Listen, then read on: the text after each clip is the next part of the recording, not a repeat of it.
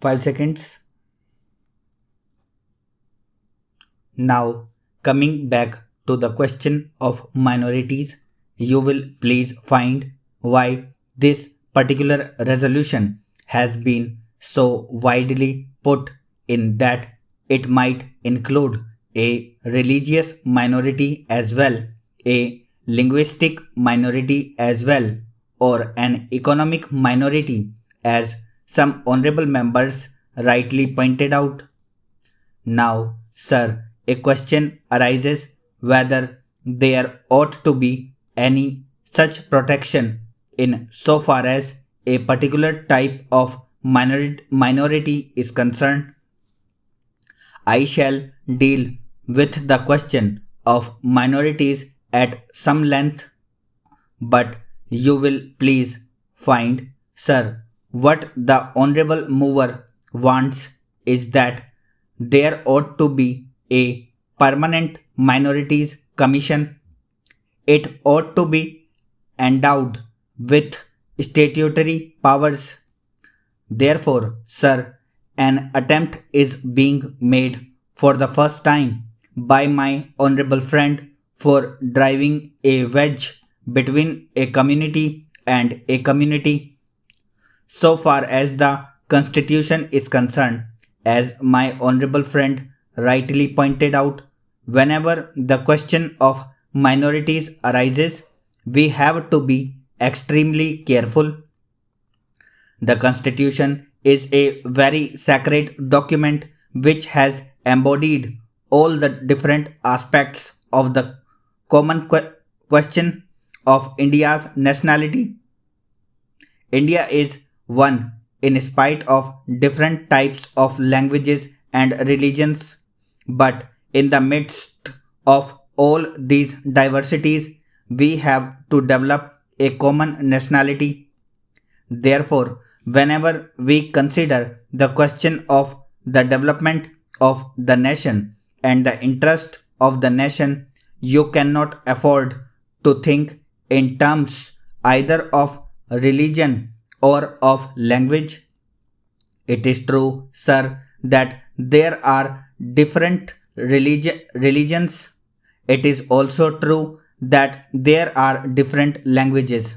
Therefore, a question arose, and the framers of the constitution had to devise a constitution in the midst of the unity of India with certain diversities here and there.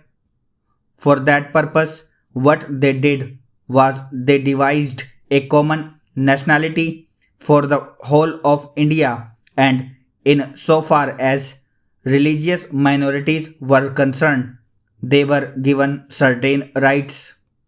I would not go into the details regarding the provisions of the fundamental rights regarding the practice of religion. Certain rights have been given to the religious minorities, and beyond that, it would not be proper to bring in the religious minorities for political rights. For that, we have to be extremely careful. I would also point out that while we have to develop a common nationality, the members of the Indian nation have to understand that we are one nation. Therefore, certain rights in respect of religious minorities were given. They were fundamental rights, and most of them are justiciable rights. Here, we stopped so far as the religious rights were concerned. Then a question arose, what ought to be the attitude of not only the government but the society regarding the languages. It was true that there were certain interests of the regional languages. Now, these languages required to be developed, but they were not meant for dividing one man from the other. So, in 1956, when the states were formed to a certain extent on the basis of language, what was done was not to have a state with cent% people belonging to the regional language, because there were bound to be people belonging to different languages. That was the reason why this question was considered at great length, and the States Reorganization Commission also went into this question of linguistic minorities. It was bound to arise here and there because they were likely to feel that their rights and safeguards given to them might or might not be properly implemented.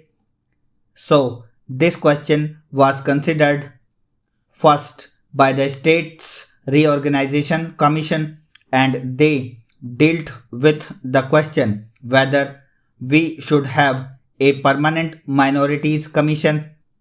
They went into it very carefully and shrewdly. They found out that it would not be proper to set up a permanent minorities commission because the result, if not the actual effect, would be that a permanent wedge would be driven between one community and another community. So far as minorities were concerned, they had a right so far as their own languages were concerned. They had also an obligation to understand the language of the majority in the particular state. It is only by thus coming together that the members of the two language groups would come together and would harmoniously develop. But it was found at the time when the States Reorganization Commission had to consider this, that some machinery should be devised for safeguarding the rights of linguistic minorities only, and after full consideration, what was considered was that only in respect of linguistic minorities certain rights should be extended and certain rights should be safeguarded, and an officer should be appointed by the president for making a report on the question whether these rights of the linguistic minorities are or are not properly safeguarded. Coming to the internal affairs of the country, Madam Deputy Chairman, the policies of the Government of India for the last 60 years have been so manipulated that the rich people are becoming richer and the poorer sections of the people are becoming still poorer. The committee that has been appointed to investigate into the question of the distribution of income has not yet given its verdict, but it is common knowledge that the people who are in the higher ups have become more rich and the people in the lower rung have become poorer. The prices of essential commodities that the peasants and the workers use have gone up so high that they are not within the reach of the mass of the people of the country.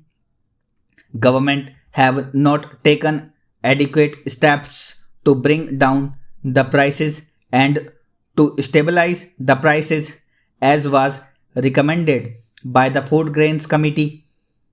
We are now in the 11th plan. While the plans are progressing, the number of the unemployed in the country is increasing. This is a very anomalous position. It is the government alone that can explain why, in spite of the plans, the unemployment problem is becoming more and more acute. As was rightly pointed out yesterday by some speakers, our agriculture has not been paid due attention that should have been paid to in a country where 80% of the people live on land. Some 3 or 4 years back, when Mr. Ajit Prasad Jain was the Food and Agriculture Minister, he was made to resign under shady circumstances as one who had proved not capable of solving the food problem in the country. A suggestion was thrown that the portfolio of agriculture should be handled by an important and senior member of the cabinet and particularly in the states by the chief ministers of the states, but nothing of the sort has happened. Whatever increase in food grains output we have obtained is not because of any increase in the yield per acre, but because of extensive cultivation. More land has been brought under cultivation and some irrigation facilities have now been provided. But the increase that we have seen is not in keeping with the demand that is necessary for us to feed 400 million in India. So, whatever industrial development we want, the basic factor is that our agricultural economy should be improved. For that, all efforts should be made, more fertilizers should be used, and new methods of cultivation should be employed for growing more food crops and for growing other cash crops. In a review that was published by the Planning Commission itself, they have pointed out that there is acute shortage of power in more than 50% of the states in India. We have accepted a planned economy. We have completed 10 plans and we are now in the 11th plan. I do not know why the Planning Commission or the planners concerned did not foresee this shortage of power in most of the states in India and why they did not plan generation of more power so that people will not accuse the state governments or the planning commission that they did not work out the plans properly in order to have more industries and to have more food grains produced through lift irrigation. In most of the states in Andhra, in West Bengal, in Bihar, in Karnataka, there is power shortage. Whatever power is available now is being rationed. There are thousands of units of small scale industries which are not working for want of power, and there are thousands of lift irrigation pumps which are denied power supply for purposes of irrigating their lands, and wherever power is supplied, it is supplied during nights, which is not very convenient to make use of the power and use the power for agricultural purposes. The finance minister, in the statement that he made in the Lok Sabha and which was placed before us, has stated that it was assessed that for the successful implementation of the plan, even after taking very possible measure for the development of our experts, which clearly must be given the highest priority. We would need external assistance of the order of rupees 2600 crores, and we have, however, been less successful in obtaining and utilizing the external assistance required for financing the imports necessary for our developing economy to industrialize our country and to bring it on par with other well developed countries. We do need assistance, financial, technical, and other assistance.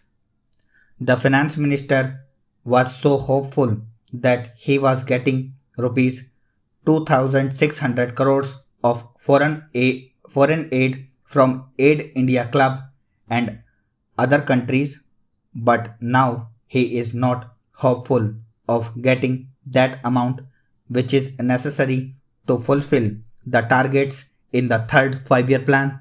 Stop.